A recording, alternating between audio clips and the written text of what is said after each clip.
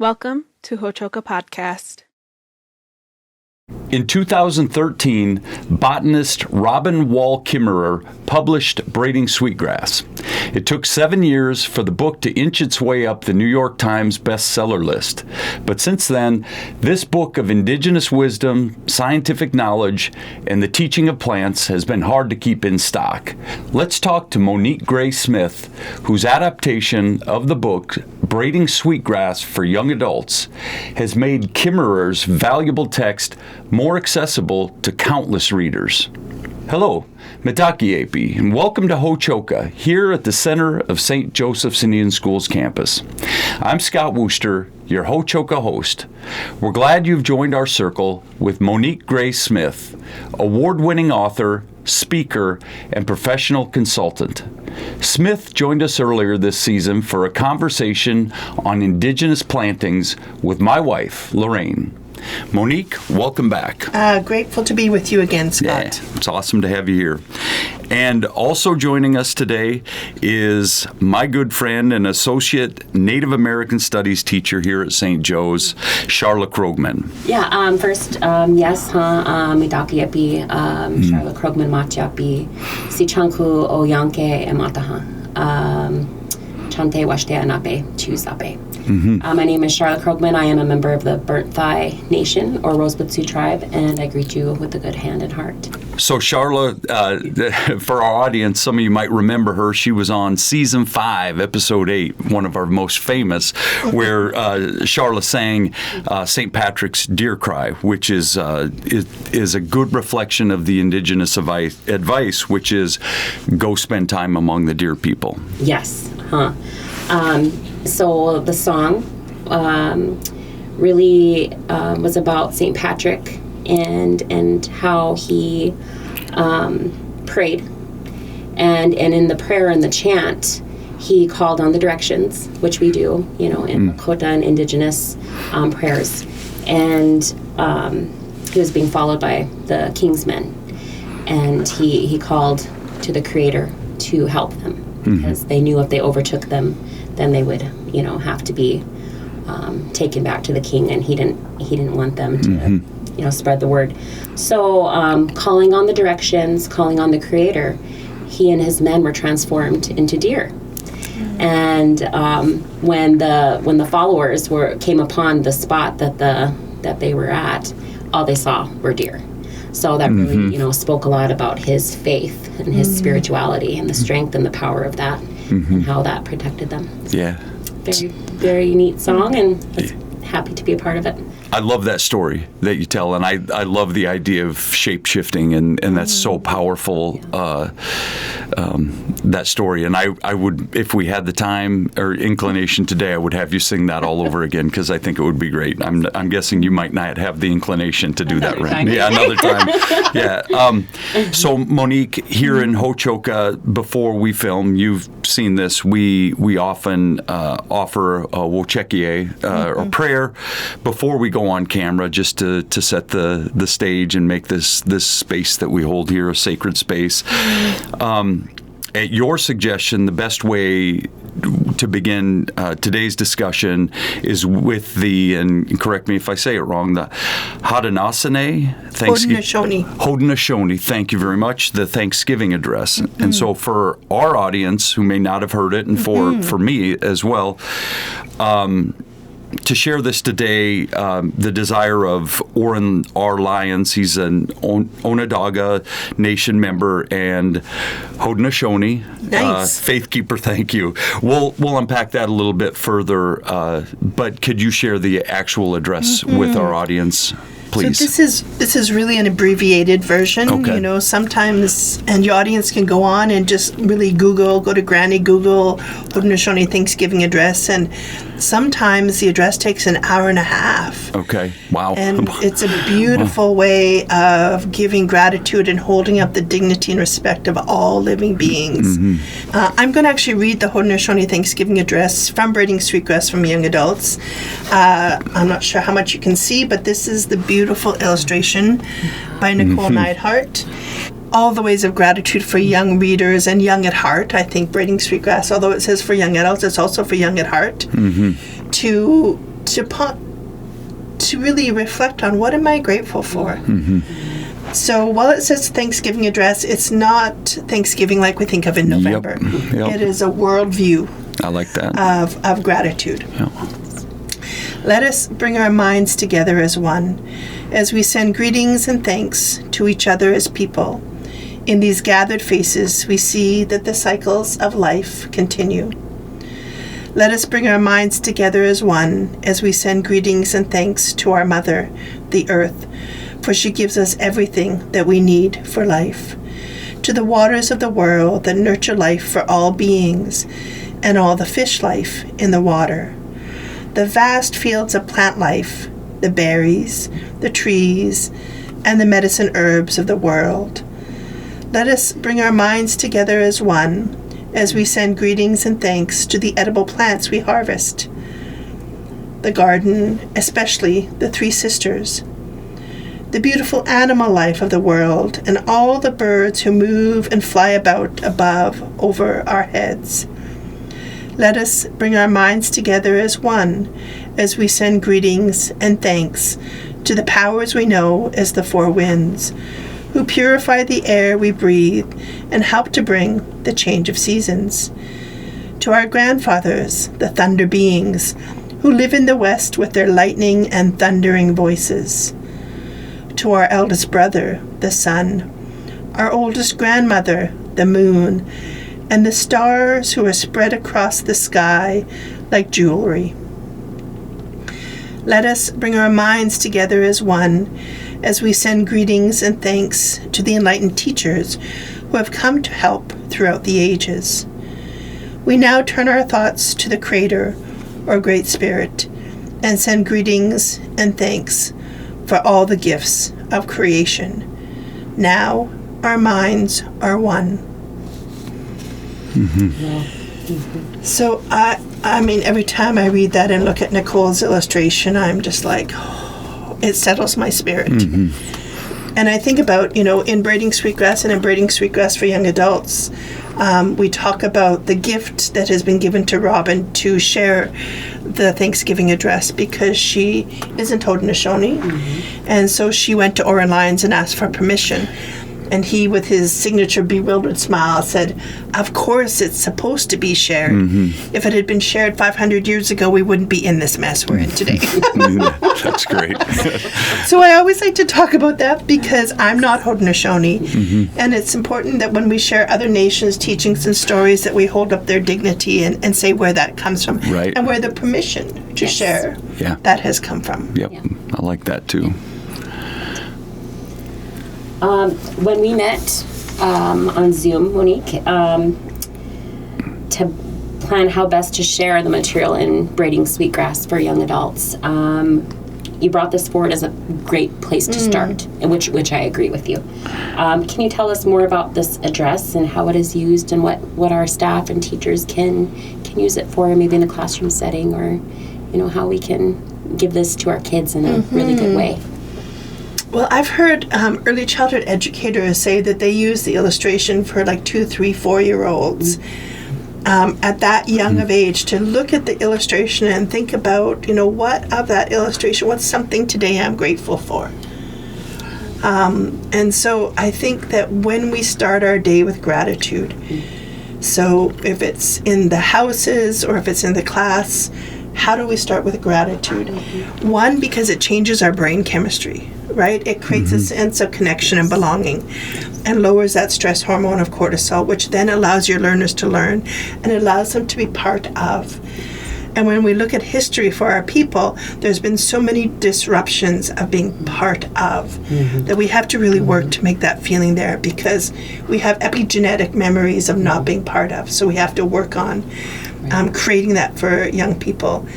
But also, that's how I was raised. When I went to treatment as part of my journey in recovery from alcoholism, I was taught by this incredible human, Dr. Lee Brown, who said, when you say a prayer, you don't ask for something.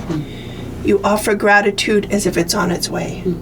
So thank you for, thank you for, thank you for. And so on my desk at home, I have this little frame, and it says, yes, not yet. I've got something even better in mind. So it's like when we really want something, like it's a yes. Like if it's in our best interest, it's a yes. It comes. Or it's not yet. It's like that teaching all good things in their rightful time, right? Because the word patience can trigger people. That we just say all good things in their rightful time. Yeah. And then I've got something even better in mind for you, right? Sometimes when we really want something and it doesn't happen, there's immense disappointment. And then something else happens, and 2 years later we can go, this was an even more joyous and blessed gift than had that happened.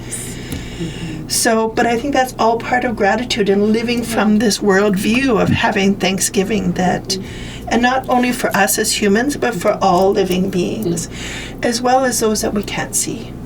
Right? Like when we said our prayer, like it's an offering for those who are on the other side. Our ancestors. Our ancestors, Yeah, I look at this as we try to take this and teach our staff, to almost lesson plan this kind of a thing. It's one thing to sit in a sacred space and talk about it. And the question then becomes, how do we get our house parents and teachers to be able to give that to the children? How do we teach that to them? Yeah, well, what really struck me with that address is and I read the address in the book. At the end of each, stanza or prayer, now our minds are one. And to me, I'm getting chills right now from it, because it's very similar to our Lakota phrase, Midaki Oyasi, which means we're all related. So that Indigenous mindset of being thankful and being connected has power in it. Just by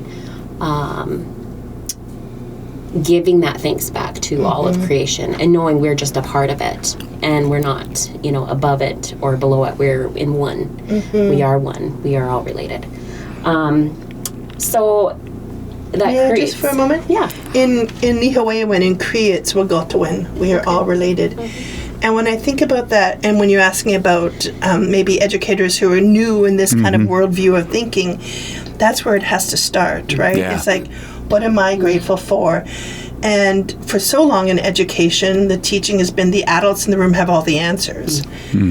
But if we think about it from this worldview, it's like, what might I learn today from those who are in my class, right? Like, what a gift I am to be an educator here at St. Joe's.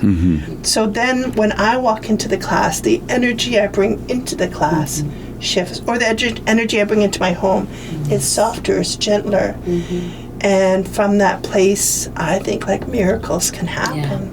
Magic happens. Yeah, we can learn a lot from our little teachers. They have a wealth of knowledge and joy and thankfulness. They do. They really teach us every day. I feel like we just have to listen. Listen and be prepared for that. So, Namaste. Thanks for... creating that bond, to be thankful to the Creator. Lakota people, we give thanks to the day. And I know you mentioned that. First thing, when hunting, we offer thanks to our animal relatives that have given their lives to sustain ours. And just our ancestors. Thanks for all their contributions to what we are today. It really, there are so many things to be thankful for. And I know in Braiding Sweetgrass for young adults, you mentioned the gift economy. And that, even that in itself is just reinforcing that thankfulness. And Scott mentioned it's kind of limitless on how we can take from that one chapter alone so many lessons. Here on St. Joe's campus, we have, Minishoshe, the Missouri River. That's healing, a place to go and to meditate or to pray. We have sweetgrass and sage, and our Shunkawakan relatives are on campus. We have our horse barn. And so all of these resources are available to our staff here. And I think it would be beneficial for staff as well to go with their kids.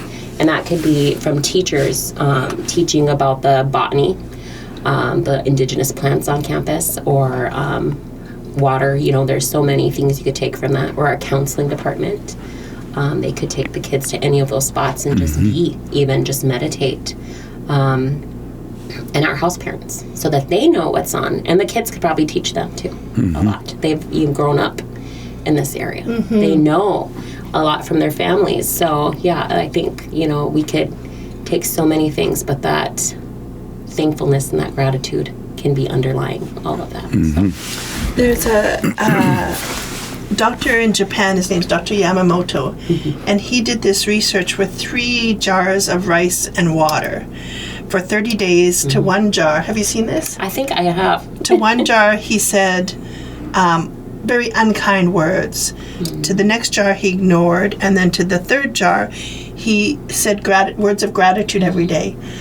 And over the 30 days, the jar that had the unkind words kind of turned dark and icky. The jar that was ignored actually rotted. And then the jar that was given these words of gratitude, flourished, began to grow new rice. And so if we think that's what happens to rice, what happens to us? Right. So I think sometimes as educators or adults, our tongue can be a place of medicine or it can be a place of harm. Yeah. But what it requires is that we have to take care of ourselves. Because if I'm not taking care of myself, then it's easier for words of harm to come out. So when we think about all of this in the classroom or in the house as house parents, I always think it comes back to us, right? And our own practices of kindness and our own care, and what is our own journey of being grateful for all living beings. Absolutely. Because it's pretty hard to ask learners to write a gratitude journal or to offer Thanksgiving by offering tobacco before going out to harvest or whatever, if they're not the young. And this is the thing, like you were saying with the children, they'll feel that disconnect. They'll be yeah. And then we'll see it in their behavior because they might not have the language to say, "You're out of integrity here." They know. Yes, they know for sure. They feel it. They know. They're wise. Right? Yes, they are. We have such a neat gift here at St. Joe's in the Native American Studies program. I know that you and Lorraine, everything that you've talked about so far, I've seen you guys do that in the classroom down there, and it's a really a wonderful place. You see it every day, what you get to do down there. It's such a neat thing. We're very blessed with the opportunity. Yeah. Everything you're talking about, you're actually doing, and I know that for a fact. I'm going to come back to you, Monique, with the book. So we've got it sitting here on the table. We've read a little bit of an excerpt from it. What prompted you? So I've read Kimmerer's book, and it's a fantastic book. I loved it. And what prompted you to do the adaptation?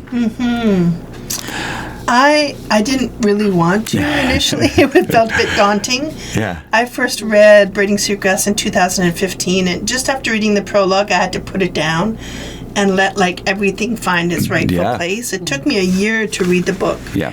Because there was so much beauty and so much that reminded me of my childhood. And then the opportunity unfolded, and my first call was to Robin to say I didn't know her. I just Googled her up and found an email.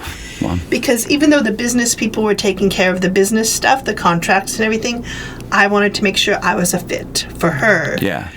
Because this is like one of her babies, and it's kind of like when you ask somebody to care for one of your babies, you want to make sure they're somebody you trust. Well, I'll step back. Why did they approach you? Why you? My friend Tracy Sorrell, who's a Cherokee author, she had heard that Lerner Publishing had gotten the rights for the adaptation, and she had put my name forward. Yeah. And she actually called me and said, "Hey, Lerner's got the rights to adapt Braiding Sweetgrass for young adults." And I laughed because I was like, "Good luck to whoever's going to do that." Right. And she's like, "Well, actually, it's you. Enjoy." And it took a couple years for things to happen, so I was not really thinking it was going to happen. And then when it did, then I reached out to Robin. All good things in all good time. Things in their rightful time. And then once everything was settled, I had 6 months and only a third of the word count. So it was a very, very intense project. Yeah, I bet. And probably the project where I felt, other than Speaking Our Truth, A Journey of Reconciliation, where I felt the most immense responsibility to take somebody's sacred work and adapt it for another generation. And I didn't really want to initially, because it's sort of like you're saying about being in the classroom, like it's a blessed opportunity. And initially I felt overwhelmed by it. And then I was like, okay, that overwhelm isn't moving me forward. So I have to change my mind and change my heart and see it as a blessed opportunity. And when I did that, it unfolded with ease. Not always with ease, but with much more ease. And incredible opportunity to work with Nicole Neidhart. She was living in Santa Fe with her family, and I went to stay for a week, and we, unpacked what might be the main illustration for each chapter, and we just had this incredible week. So in the end, when I look at it, I go, for lots of reasons. And in the young adult adaptation, there's calls to action, there's pullouts, there's reflections. We really focused on history because this generation is really the first generation understanding the truth of history. We focused on social and emotional learning and literacy. So there's more ways in for people. And it's also now, not that you have to start at the beginning of the book, you can kind of open. This is one of the things I was very intentional about, that an educator in the classroom could say to a learner, okay, open up and find one of the braids of Sweetgrass that has a quote in it. And let's talk about that to start our day. So it's not one of those books that can be intimidating. It's like, oh, okay, I'll just open and let's see what's the first quote we find here. Science and traditional knowledge may ask different questions and speak different languages, but they may converge when both truly listen to the plants.